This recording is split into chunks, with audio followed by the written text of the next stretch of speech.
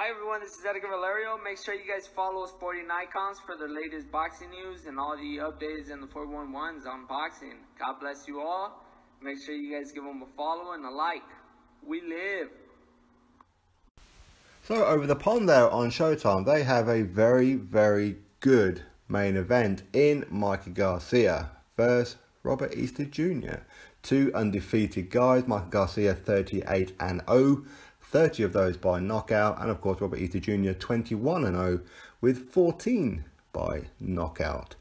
Robert Easter Jr. is 27 years old, Mikey Garcia is 30, and this is for the unified IBF and WBC World Lightweight Championships.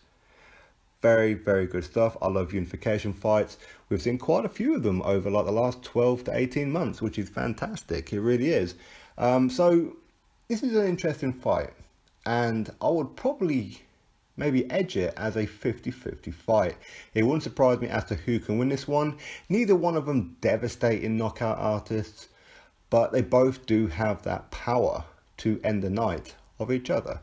More noticeably, Mikey Garcia with 38 victories, 30 of those by stoppage, of course, and Robert Easter Jr. 21 victories, 14 of those by stoppage. Now, for me, my prediction for this fight is going to be Mikey Garcia. I expect him to beat Robert Easter Jr. and I expect him to do it in pretty decent fashion. Now, I wouldn't be at all surprised if Robert Easter Jr. was to win this one, but I'm going to edge it with Mikey Garcia. I know a few people are edging with Easter Jr. CBT, Casual Boxing Talk. I know that he's siding with Easter Jr. And you know what? I fully understand why. He's got that range. He's got that height. He's so much bigger than Mikey Garcia. But for me, I think that Garcia is a bit more skillful. He's a bit more ring savvy. That's just my opinion, of course. And with Robert Easter Jr., while he is so much taller, I mean, he's 5'11", which is huge for that weight, right? But he doesn't really use his height and reach advantage. He tries to get it on the inside, and let's be honest, not really an inside fighter. Now, if he was to play it smart and just use the jab, throw the punch, like the power punch once in a while, then maybe he might just edge it. But for whatever reason, Robert Easter Jr., he does tend to start off that way at times, but then ultimately resorts back to trying to go on the inside. Now, he has been pretty fortunate. I mean, he has, I know his last few fights, he has won on points. So he's always done enough. But the thing is, for me, with Mikey Garcia, you need to do a little bit more than just outbox him. Because Mikey Garcia, he can adapt very, very easily. That's what's made him very successful. That's what's made him a multiple weight world champion.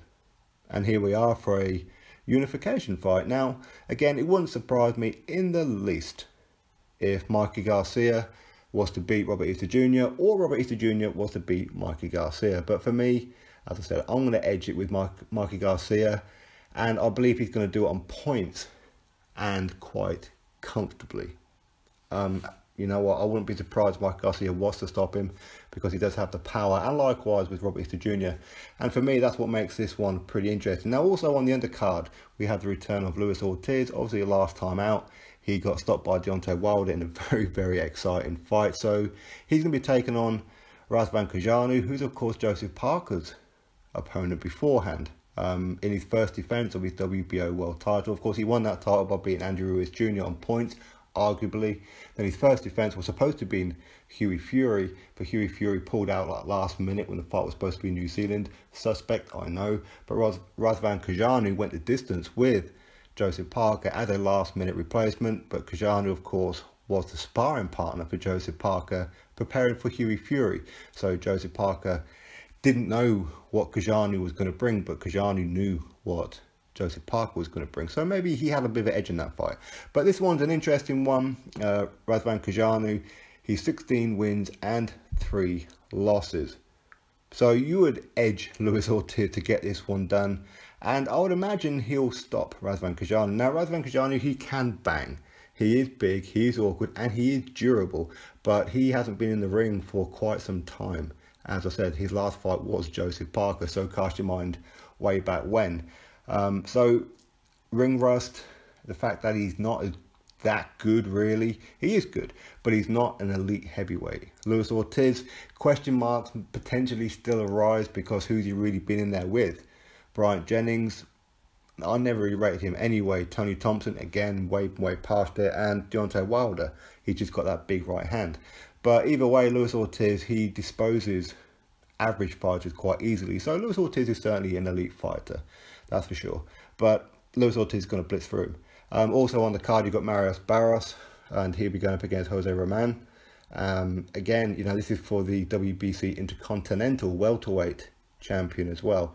So the undercard isn't too bad. It's not brilliant, but you know, that's the Showtime all over. You know, they'll have a very good main event, and the rest of the card is I don't know, I want to be rude, but it's usually trash. But this card is not too bad. Not too bad at all. Nothing to really get you excited about. Most people will probably watch the co-main event of Luis Ortiz and then the main event, Garcia versus Robert Easter Jr. So anyway, you all drop your thoughts below as to who you believe is going to win this fight. As I said, for me, I think Mikey Garcia is going to win this one in a pretty one-sided fight. Again, I'm not counting out Robert Easter Jr. If he's smart, uses his height, uses his range, he can get the job done. But he hasn't proved that over the last few fights. He just doesn't do what most big men do, like Leo Santa Cruz. You know, he's always got that long reach, but how often does he actually use it?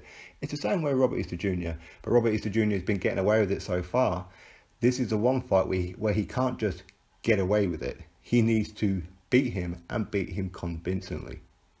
Can he do it? Well, we'll have to wait and see. If he plays it smart, he can do it. But for me, Mikey Garcia will find a way to get the win. He'll frustrate him and he'll hurt him with a lot of body shots. Potentially stop him, but as I said, Robert Easter Jr., there's nothing really that I've seen of him that makes me go, yeah, I'm pretty sure Mikey Garcia is going to stop him. But it's an interesting fight. That is for sure. So this will be at the Staples Center in Los Angeles. So if you're over there in LA, I don't know if there's some more tickets left. If there is, crack on. Go to the event. Why not? It's an excellent main event. Unification. Fights that we all want, right? And Mike Garcia is arguably one of the top, maybe top 5. Definitely a top 10 pound for pound. Or at least in my opinion. So go along and see him. And if he's to beat Robert Easter Jr., I don't think many people can really deny him a top 5, can they? Well, maybe some people do. But either way, for me, Mike Garcia wins this one. He becomes a unified lightweight champion, WBC and IBF. You drop your thoughts below as to who you think is going to win. Will Robert Easter Jr. frustrate him by keeping him behind the jab, use his range, make it difficult for Mikey Garcia, or will Mikey Garcia just walk him down like he does with a lot of his opponents and find a way to win convincingly? You drop your thoughts below, click that thumbs up, subscribe, catch you all on the next video.